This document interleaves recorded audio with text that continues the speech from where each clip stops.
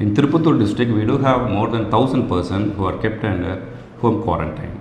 And it is important to monitor they do not violate the norms and directions, not to move out of the houses and to interact with any third person.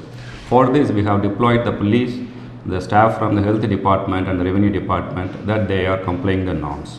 And also, we are making use of the open source web tools to ensure they don't violate the laws and move out of homes. Even if they do violate, we have made an arrangement through these web tools that it is brought to notice and immediate corrective measures were taken. It is simple, and we have a dedicated email ID open in the control room, and all the persons who were under home quarantine were connected through the location sharing tool. And this is the geospatial spread of the people who are kept under home quarantine in Tirupattur district.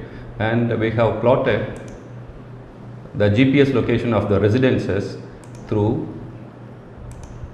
the GPS coordinates.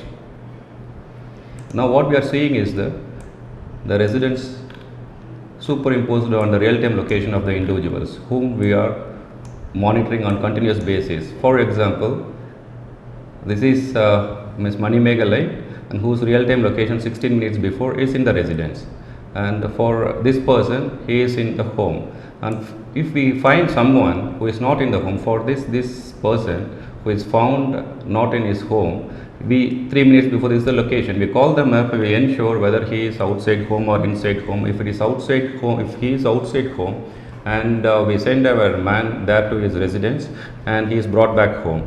And if he is not complying to the directions, we ensure a FIR has been registered and he is shifted to the facility quarantine, and he is kept under a compulsory quarantine in the facility center. The advantage of this electronic surveillance is it is the email ID linked to the email ID, dedicated email ID maintained by the monitoring agency, and there is no role of the mobile phone numbers, and there is no necessity for getting permission from the competent authority for this e-surveillance. Keeping a tab on the location of the home quarantine individuals through Google Maps comes in handy, and it cuts down the requirement of the manpower, the police physically to be present there. And in real-time monitoring, at least 100 individuals can be monitored by one person simply by watching the monitors.